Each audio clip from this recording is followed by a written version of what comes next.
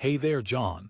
Imagine waking up tomorrow and having complete mastery over every word you say, every feeling you experience, every dollar you spend, and every thought that passes through your mind. Seems impossible, right? But over 2,000 years ago, there was a man named David who truly believed that this wasn't just some idealistic dream. He believed that living with that kind of control was the only way to truly be free. Now let that idea really sink in. David was born a slave. Think about that. No control over his body, no say in where he was or what he could do, and no freedom of movement owned entirely by someone else.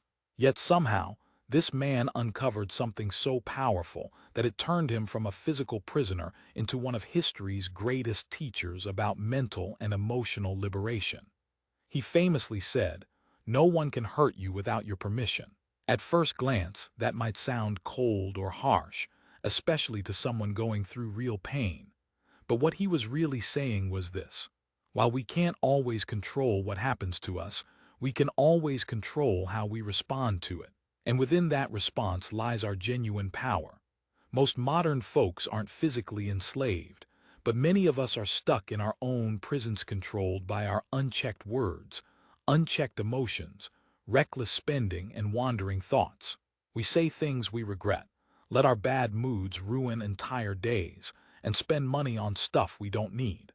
Our minds run away with fears, doubts, and worries. But here's the thing: what if I told you that the same wisdom that set a Roman slave free could do the same for you? What if the very things you feel most out of control over, the words you speak, your moods, your money, and your thoughts, could actually become your greatest assets? The ancient Stoics understood something we seem to have forgotten. Real wealth isn't measured in dollars. It's measured by self-control. Real power isn't about controlling others. It's about mastering yourself. And true freedom isn't having endless choices. It's about making the right choices consistently, every single day. Life gives us countless chances to practice this mastery. When someone cuts you off in traffic, that's your opportunity to control your tongue and your mood. When you're tempted to buy something you don't need, that's your moment to exercise mastery over your money. If your mind starts spiraling with doubt or fear, that's your chance to reassert control over your thoughts. What's beautiful about Stoic wisdom is it doesn't require perfection. Even Marcus Aurelius, the most powerful man in Rome, struggled with these same issues. In his journal, Marcus reminded himself daily, "You have power over your mind, not outside events. Realize this and you will find strength."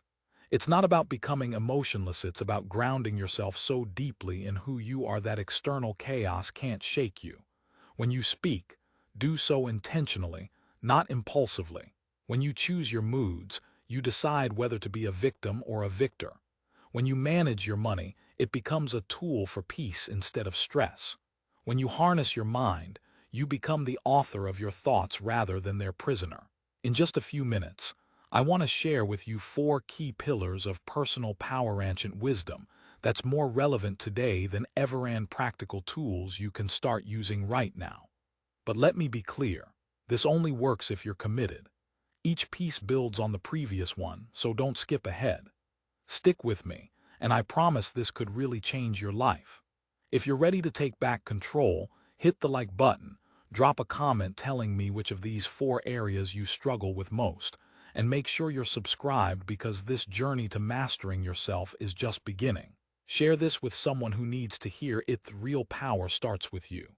And drop in the comments, "I am the master of my words, my moods, my money, and my mind."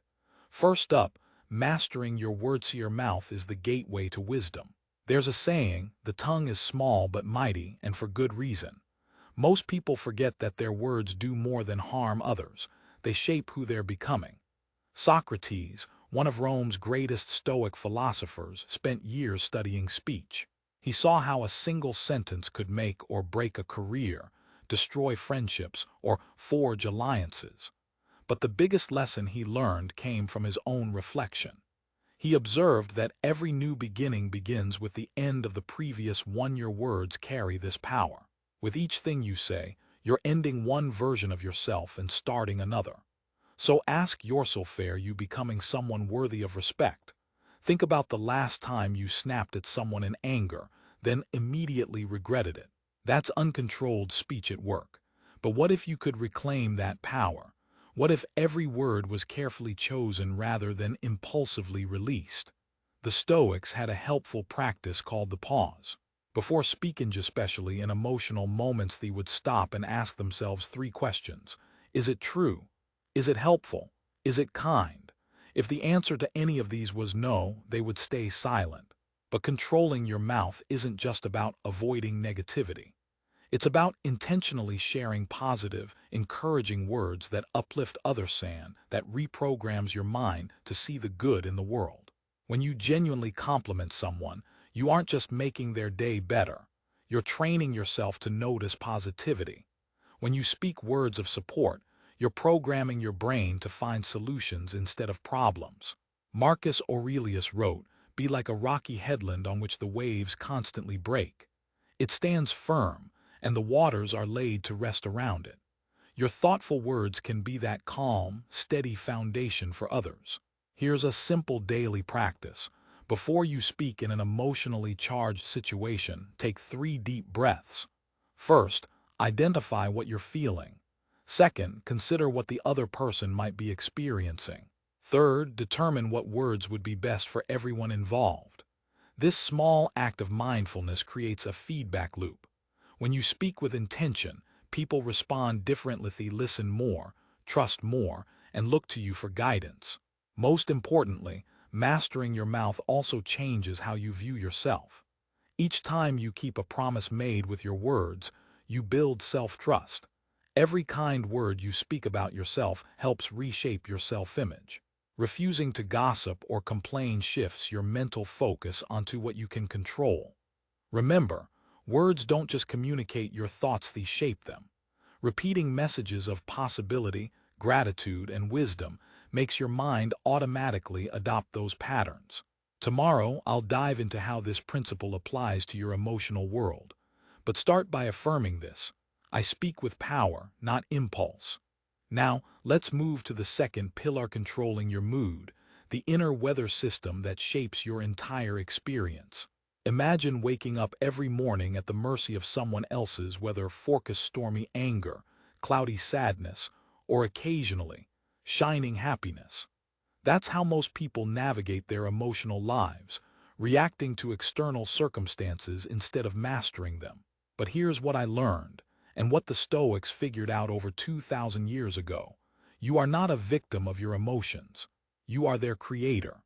Viktor Frankl, the psychologist and Holocaust survivor, taught that between a situation and your reaction, there's a space gap you can choose to fill with a conscious decision. That space holds your power to respond rather than react. Right now, while you're listening, that space exists within you. It's a split second where you can choose your response. As the Stoics called it, that's the discipline of desire. Wanting what you have, accepting what you can't change, and working diligently on what you can. When you master this, your mood isn't a chaotic storm, it's an instrument you can play. Here's a hard truth. Emotions aren't facts. They're stories your mind creates. When someone doesn't text back right away, your brain might tell you they're ignoring you or upset, with stories that fuel anxiety and fear. But what if you could tell a different story? Maybe they're busy, their phone died, or they're planning a surprise. Marcus Aurelius practiced this daily, reminding himself, "You have power over your mind, not outside events." Realize this and you will find strength. Think now about a recent trouble you've been stressing over. Ask yourself, what story am I telling myself about this situation? Then consider, how else could I interpret it? Which perspective serves my highest good? The magic lies in realizing that you're the author of your emotional story all along. You just didn't realize it. Mood mastery isn't about pretending everything's perfect or ignoring difficult feelings. It's about choosing responses that serve and empower you. When anger arises, instead of suppressing it or unleashing it all at once, use it as fuel for growth. When sadness strikes, instead of drowning in it, connect with it. Let it deepen your compassion for yourself and others. The Stoics had a powerful practice called evening reflection. Each night they would review their day and ask, what emotions did I experience? Which served me? Which controlled me? How can I respond better tomorrow? Starting this habit shifts your relationship with your feelings. You begin to see your emotions as signals telling you what matters rather than commands you must obey. Imagine your inner weather system as a skilled meteorologist would learning to predict, prepare, and influence the storms inside you. Your feelings aren't facts, they're interpretation stories you tell yourself. Recognizing this gives you the power to redirect those stories. Comment below if you're ready to take command of your emotional world. I control my emotions. They don't control me. Now let's talk about the third pillar, mastering your money, the ultimate tool of freedom. Money reveals who you really are more than anything else. It's not just currency. It's a crystallized form of energy, time, and choices. How you manage it determines if you're living as a free person or a slave to your desires. Seneca, one of Rome's wealthiest men, said, "It's not the man who has too little who is poor, it's the man who constantly craves more." That was his reality. Despite his immense wealth, Seneca practiced voluntary discomfort, sleeping on the floor, eating simple meals to remind himself happiness doesn't come from luxury. And here's the brutal truth most avoid. If you can't control your spending, you can't control your life. Every dollar you spend is either pushing you toward freedom or pulling you into slavery. There's no neutral ground. But mastery over money isn't about being cheap or depriving yourself of joy. It's about aligning your spending with your deepest values and using money as a tool to serve your purpose, not as a master that controls you. If you buy things when you're sad, bored, or trying to impress others, money is controlling you. When you spend on things that genuinely improve your life or enable you to help others, you're taking charge. The Stoics believed in what they called preferred indifference, meaning some things are useful but don't define your worth. Money falls into this category. It's better to have it than not, but it should never be your master. Think about your last impulse buy. What were you truly after in that moment? Was it the item or an emotion, comfort, status, acceptance? Before you buy anything non-essential, pause and ask, what am I really trying to buy here? If it's a feeling, find other ways to get that feeling without spending. Often, you'll realize you don't need the purchase at all. Effective money mastery isn't just about controlling expenses, it's about creating value. The Stoics encouraged contributing to the common good. When your work serves others, money becomes a natural reward. Marcus Aurelius once said, when you wake up unwillingly, remember, you are rising to do the work of a human being. When you see your work as service, not just a paycheck, excellence naturally follows and wealth tends to grow as a byproduct. I changed my financial outlook by tracking not just where my money went, but how I felt afterward. I used 3 columns: what I bought, why I bought it, and how I felt afterward. Turns out, the purchases that truly satisfied me were those aligned with my values: books, experiences, tools to help others. Impulse buys, status symbols, or emotional spending left me feeling empty or remorseful. This practice gave me real clarity, more than any app or budget could, about my spending habits. And money mastery also means understanding assets versus liabilities. Every dollar should either help you earn more or serve others better. When you think like this, you start building wealth instead of just consuming. Remember, it's not about hoarding money. It's about having enough to be generous, take smart risks, and make decisions rooted in integrity. Now, the fourth pillar, your mind, the command center of everything. Your mind is like a garden. Every thought you allow to stay is a seed you plant. The question is, what kind of harvest do you want? Right now, as you listen, your mind is battling 1,000 thoughts: worries about tomorrow, regrets from yesterday, judgments, plans, and more. Most people just drift through this mental chaos, unaware they have the power to choose which thoughts to feed. Epictetus said that wealth isn't in possessions, but in less wanting. He was talking about mental wealth and inner richness that comes from controlling your thoughts. Think about it: if You didn't let strangers come into your house and rearrange your furniture. Why let random thoughts do that inside your mind? A single negative thought can ruin your entire day if you let it stay. The Stoics developed a practice called constant vigilance for the present moment. It's not meditation as you might think. It's like being a security guard for your mind, deciding which thoughts are allowed in and which are turned away. For the next week, every time you catch yourself spiraling into negativity, ask, is this thought helping me or hurting me? Is it bringing me closer to who I want to be? If it's harmful, replace it intentionally. Remember, this isn't about toxic positivity or pretending problems don't exist. It's about choosing productive thoughts, the kind that empower you rather than drain you. Challenge yourself. Think of something recent that upset or stressed you. Now, step back and distinguish the fact from your story. For example, it's raining is a fact, but this rain is ruining my day is a story. When you master this distinction, your emotional state stops being dictated by external circumstances. You become the master of your mental environment. Your mind is a problem-solving tool if you give it clear, constructive problems. Instead of what if everything goes wrong, ask, what's the best way to handle this situation? Every thought is either building your future or breaking it down. You are constantly shaping who you are through your thoughts, so comment below.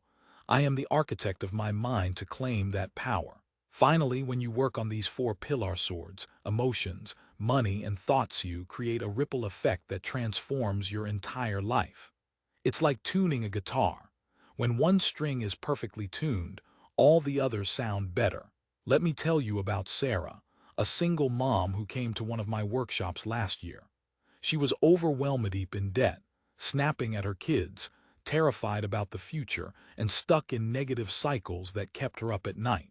6 months later, she sent me a message that made me cry. She'd paid off her credit cards, started a small side business, and her relationships with her children improved because she learned to speak from love rather than frustration.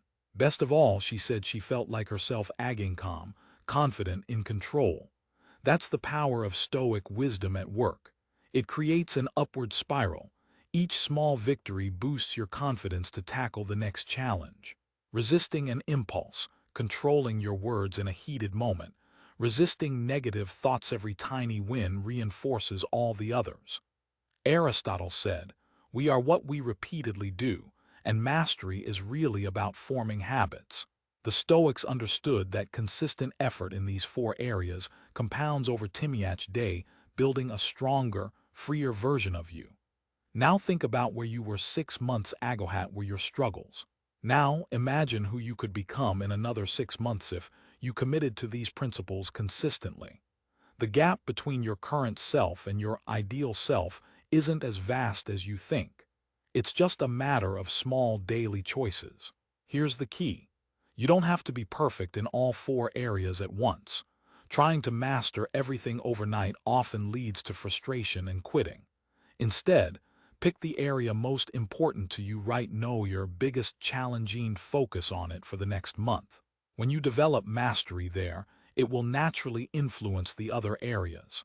The Stoics believed in sympathy, interconnectedness of all things. Your inner work doesn't just improve you, it benefits everyone around you. When you speak more thoughtfully, you reduce conflict. When you handle your emotions better, your relationships get stronger. When you manage your money wisely, you set a good example for your children. When you consciously direct your thoughts, you become a source of solutions instead of problems. And perhaps the most profound ripple effect is how this mastery shifts your outlook on life's challenges. Instead of seeing problems as things that happen to you, you begin perceiving them as opportunities to practice your mastery. Every difficult conversation your chance to control your words. Every stressful situation your chance to regulate your mood. Every financial decision your opportunity to exercise money wisdom. Every worry author chance to redirect your mental energy.